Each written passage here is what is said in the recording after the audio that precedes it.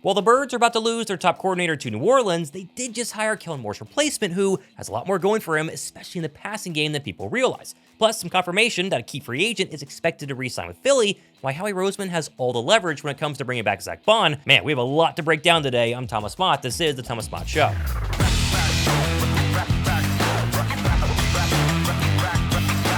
The Birds offseason is in full swing, as the dominoes have already begun to fall all around them, with Philadelphia's hand officially being forced to go one way or another on soon-to-be various coaching moves and free agents' decisions that we might have finally gotten a much clearer picture on following this morning's Adam Schefter hit on 97.5 The Fanatic. First, though, pretty exciting giveaway today. I have a couple of these Let's Hunt official Philadelphia Eagles Super Bowl towels that you could only get if you were actually at the game in New Orleans a couple of weeks ago. Shout out to Mike from the K-Lock crew for sending me some of these, so I'm going to pick two commenters who are subscribed and drop a like down below to win each one of these Super Bowl towels. So comment down below. I'll pick the winners, announce them on my next show, and send these guys out very soon. Now, the first thing we do know today is that maybe by the time you watch this or in the next couple of days, the Saints are going to hire Eagles quarterback coach Doug Nussmeier to be their new OC.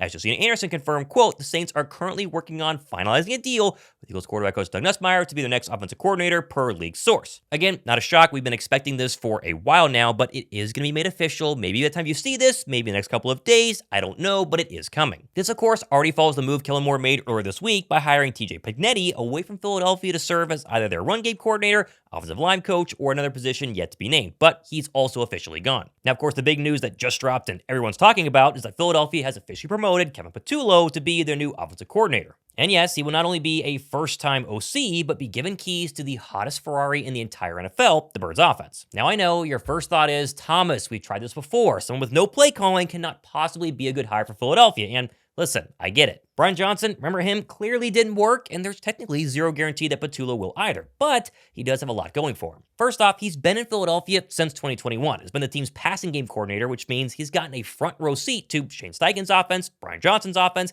and now, of course, Kellen Moore's. He's also been in the NFL for over 16 years and has coached both QBs and wide receivers in his past. And my hope is he can take the good from all three of the Eagles' previous OCs and build an even more potent offense in Philadelphia going forward. And again, did I mention he's getting the keys to the best offense in football? We cannot overlook how important that is for a first-time play caller. And honestly, when you listen to him talk, especially pre-Super Bowl, he sounds very ready to take this next step in his career. To be honest, anything that I can do to continue to grow would be good for me as a person, as a coach.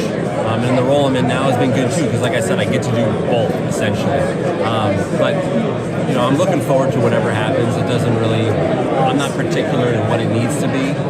It'll take its path the way it's supposed to go, and that's kind of what I've been doing this for a long time now. I think this is my 16th year in the NFL, whatever it is, maybe more. And it always works out the way it's supposed to, you know, whether it's I was a quarterback coach. First I was a receiver coach, then a quarterback coach, then back to a receiver coach, and then a pass game guy. Like, it's always kind of evolved, and the road it takes you never know. And so whatever I'm called to do, I'll do. And you know, I've had my opportunities over the last couple of years for potential coordinating jobs, and it just hasn't kind of gone the way maybe I wanted to or the way it was supposed to, but we're here now, and wherever it goes, it'll go. Now, the honest truth of this entire hire is really twofold. Like, one, they would not have done this if Hurts did not sign off. Clearly he did. And two, Jalen Hurts has had a new offensive coordinator virtually every single season he's been in the league, but I know Kevin Patullo was not a previous OC. He has been with them essentially on the Birds offensive staff through Hurts' entire tenure in Philadelphia. That's got to matter. Also, I want to give a massive shout out to the sponsor of today's video, 4Wellness. 4Wellness is a performance nutrition brand founded by six-time major winner Phil Mickelson and world-renowned performance coach Dave Phillips to produce the highest quality, clean, and science-backed coffee boosters, recovery gummies, and superfood bites on the market. I've been loving this, their Good Stuff Coffee Booster, because one scoop tastes great into your coffee, and the sustained energy, clarity, and focus you get from this is pretty awesome. Basically, the whole idea is instead of putting unhealthy artificial sweeteners and creamers into your coffee, the Good Stuff is built to fuel you, drive, and empower your best self every day, all while making your coffee taste delicious in one easy scoop in your morning coffee. And 4Wellness subscribers enjoy 25% off the single purchase price for life with the option to save up to 30% on double subscriptions. Right now, new subscribers to the Good Stuff also get to choose a free welcome kit when you place your first order. I got the ceramic canister, which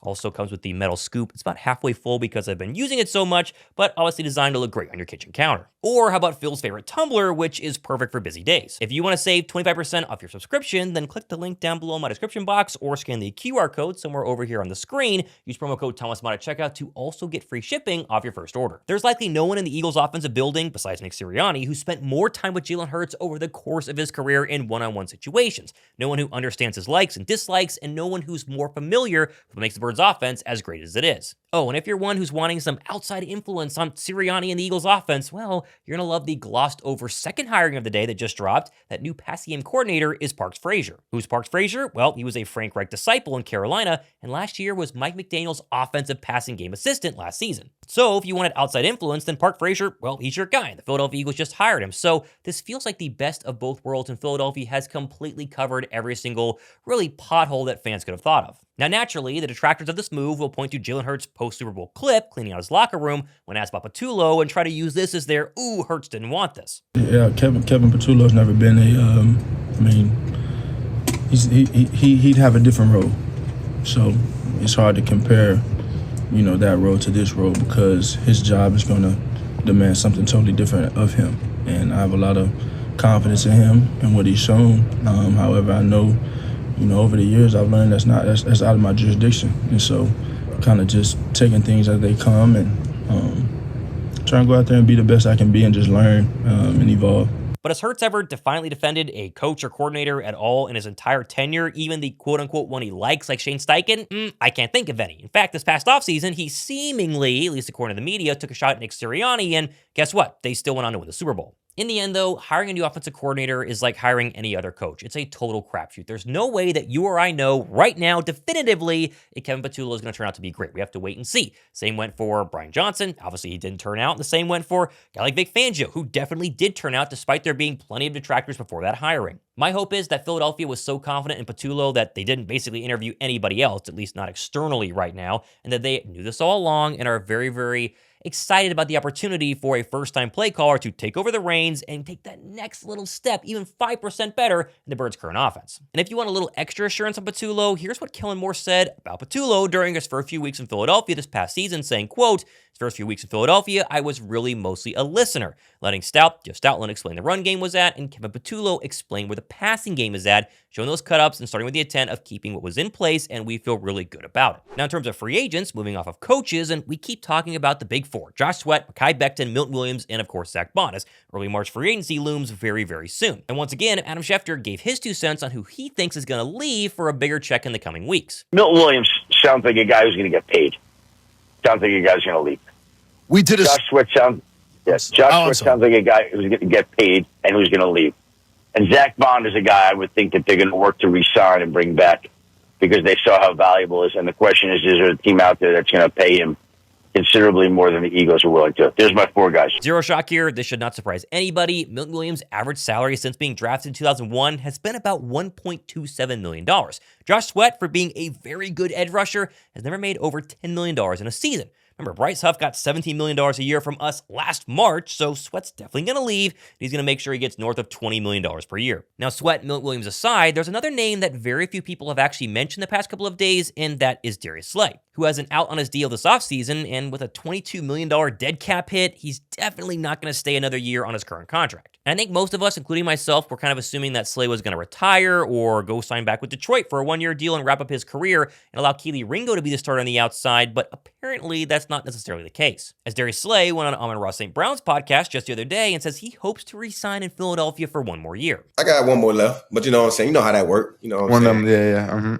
Yeah, so whatever they want to do, I might re-sign back, hopefully. If I ain't, then we'll see what we're doing, because I do want to play 1 more year for sure, though. Now, there's 2 ways to think about this. Like, number one, Keely can't really wait on the bench forever. Eventually, he's going to need his time to shine. But even at 34 this coming season, Slay being back in Philadelphia would be huge, because he was fantastic this season. Probably his best year in at least the past 3, maybe 4. At the right price, and maybe in a slightly more limited role, so Ringo could play a little bit, might be the perfect combo for the Birds on the outside going forward. Moving over to big man Mekhi Becton, and we got another promising report from ESPN's Adam Schefter on The Fanatic today, where he all but confirmed that Becton expects to stay in Philadelphia for the long term. Would be that Mekhi Becton found a home in Philadelphia, and he chose to go to Philadelphia in large part because he believed that Jeff Stoutland would help rebuild his career, and that's exactly what happened.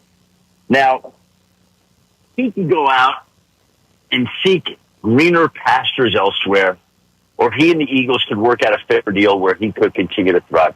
So I think that Mekhi Becton is going to be inclined to stay. Becton's career revival is nothing to gloss over. He went from being a big first-round bust to one of the best interior, especially run-blocking guards in the NFL. And at an expected 4-year, $40 million contract, he's not going to be as expensive as most people think. Really, the fact that Philadelphia is going to keep their entire offensive line, not only for this season, but for at least the next 2, 3, 4 years, plus Saquon still under contract, this Birds' offensive line, run game, and pass-blocking schemes are going to be as good as we possibly could hope for many years to come. Now, last but not least, in terms of free agents, there's obviously Zack Baun, who I've said before, I've heard from people inside his orbit that he will return to Philadelphia, mainly out of loyalty to Fangio for basically changing his life and for the love of the scheme that obviously he thrived in this past year. But while a lot of people think that an all-pro caliber season is going to give Baun a ton of leverage at the negotiating table, people are forgetting one key factor. Zack Baun turns 29 in December.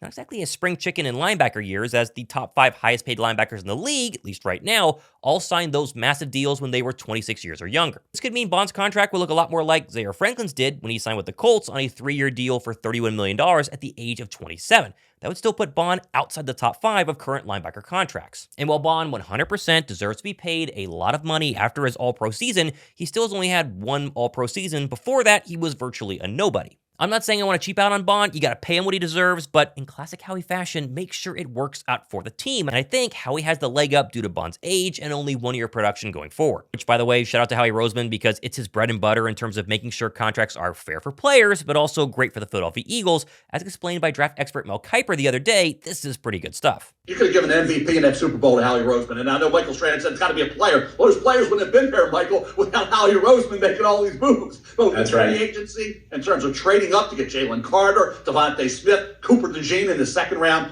Howie Roseman was going to go down for you. And I'll make this statement. It's not bold at all. Okay. He's one of the best GMs in NFL history, by far. I agree. He's a Hall of Famer, guaranteed Hall of Fame guy. Put him in the Hall of Fame now. Howie Roseman has been, I don't even say arguably, he's right now as good as any GM in the history of this game. Now, despite all this free agent speculation, the truth of the matter is the Birds could lose all 4 of their top free agents, including Baun and Becton, and still be not only the best team in the NFC East, but have a legit chance of repeating in 2025. Baun and Becton returning really would just be the icing on an already massive cake that obviously resulted in their second Lombardi trophy in Eagle history. And in case you thought the Eagles had moved on from the win and they're just enjoying their offseason, now there's still plenty more stuff happening between now and the NFL Combine. I'll cover it all here with our free agent news. Who's going to be the quarterback coach? Look for Frank Reich. Just saying, keep an eye on that one. We'll cover it all here on the channel. Make sure you guys go ahead and comment to get your entry in for the Super Bowl towel. Again, only you actually get these at the Super Bowl, and I got a couple of them to go ahead and give away. Thomas Mott. Pretty exciting day. This has been the Thomas Mott Show.